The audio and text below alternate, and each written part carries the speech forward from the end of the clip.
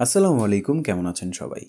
বেশ কিছুদিন আগে একো থেকে আমাকে তাদের মড 007 এর 7th অ্যানিভার্সারি এডিশন কিবোর্ডটা পাঠানো হয়। অনেকদিন ধরেই ডেইলি ড্রাইভার হিসেবে কিবোর্ডটি ইউজ করছি, তবে রিভিউ আসতে একটু লেট হলো because this is my first time using a হল effect or magnetic switch keyboard, and I wanted to get all the information I needed to properly review the product.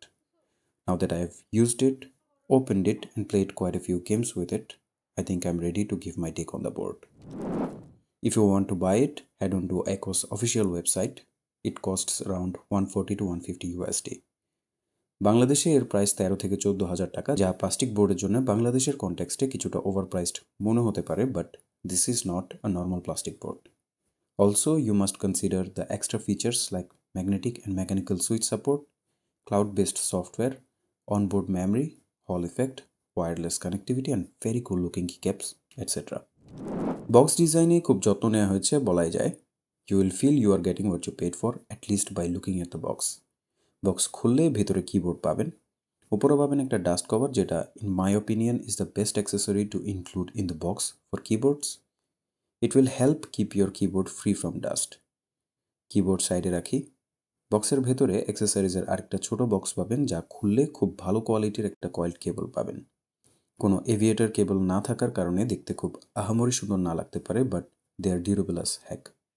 সাথে আরও পাবেন অ্যাকুয়ার switch puller and key cap puller, যেগুলোও খুব ভালো কোয়ালিটির। একটা ছোট প্যাকেটে ডগলটা পাবেন।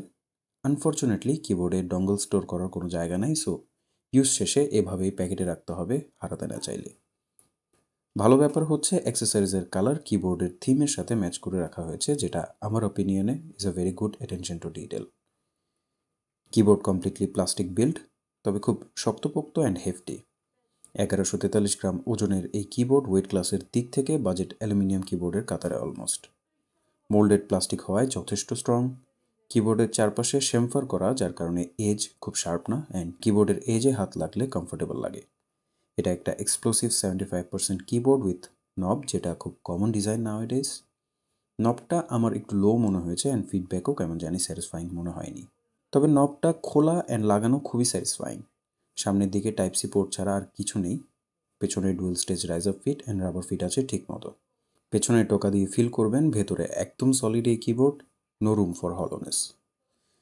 সামনের দিকে একর anniversary special dye sub PBT কিক্যাপগুলো আদারওয়াইজ অর্ডিনারি লুকিং কিবোর্ডটাকে স্পেশাল করে তোলে।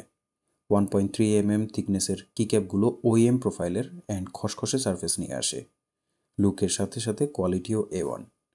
কিক্যাপের নিচে একো ক্রিম ইয়েলো প্রো V3 এর ম্যাগনেটিক ভেরিয়েন্টের সুইচগুলো এই কিবোর্ডের one of the main attractions. Switch খুললে খেয়াল করবেন there is no prongs, rather switch লেগের নিচে একটা ম্যাগনেট দেয়া, যেটা কিবোর্ডের পিসিবি এর ম্যাগনেটিক ফিল্ডের সাথে ইন্টারেক্ট করে অ্যান্ড কি রেজিস্টার করে, which gives the switches a ton of customisability in key function. সুইচগুলো রেগুলার ক্রিম ইয়েলো প্রো এর মতো ভালো করে ফ্যাক্টরি লুক না।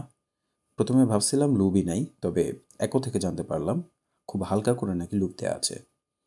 The switches sounded very sharp and quite a bit scratchy, but I loved the subtle sound of the rebound. Overall sound topping out a sound satisfaction add করে in my opinion. There is no proper bottom out, as bottom e kichu nai, so that the magnet can interact with the magnetic field of the PCB. If I judge the switch overall, they are definitely a noticeable downgrade from its original form. আরও একটা downside হচ্ছে এই বোর্ডের steps অনেক র্যাটলি, specially space বারটা খুব বেশি rattle করে। খুব লুজলি ফিট করা স্টেপস, টেপ ইউজ করার সাজেশন থাকলেও স্পেস বারের নিচে। ভালো ব্যাপার হচ্ছে পিসিবিতে স্ক্রুইন স্টেপসের জন্য হোল আছে, so you can switch to screw ins for better stability. স্ট্যাবে ইনকনসিস্টেন্টভাবে লুপ দেয়া, যার কারণে কিছু স্ট্যাব কিস বেটার সাউন্ড করে দেন দি আদার্স। কিবোর্ডে 3 পিনের যে কোনো সুইচ ইউজ করতে পারবেন। পিসিবিতে কাইল হটসওয়াপ সকেট আছে for hotswappability. Magnetic and mechanical switch একসাথে ইউজ করতে চাইলে কিবোর্ড ক্যালিব্রেট করতে হবে। সফটওয়্যারে ক্যালিব্রেট করার অপশন পাবেন।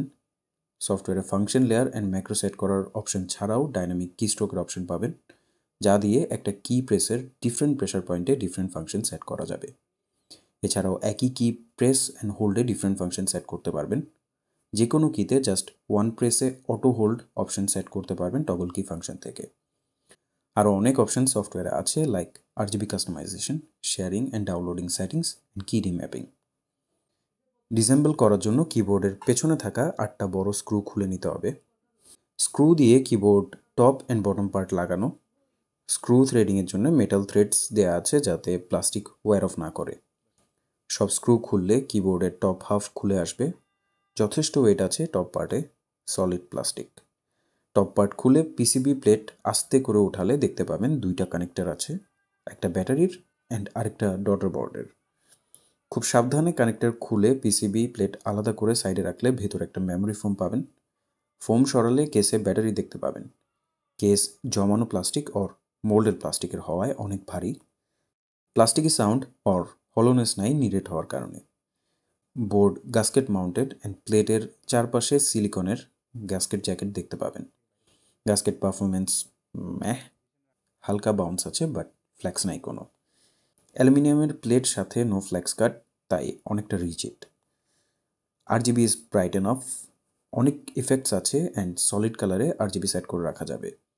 অনেকে আস করেন অন্ধকারে লেজেন্ডস দেখা যাবে কি না, দি অ্যান্সার ইজ নো। এর জন্য আপনাকে শাইন থ্রু কি ক্যাপস নিতে হবে and shine through key caps mostly look চিপা। ওয়্যারলেসলি কানেক্ট করার জন্য ব্লুটুথ অ্যান্ড 2.4 GHz ডঙ্গল পাবেন। ওয়্যারলেসলি গেমিং করে কোনো ল্যাগ ও ডিলে ফিল করে নেয় অ্যান্ড টাইপিং এক্সপিরিয়েন্স খুবই ভালো ওভারঅল।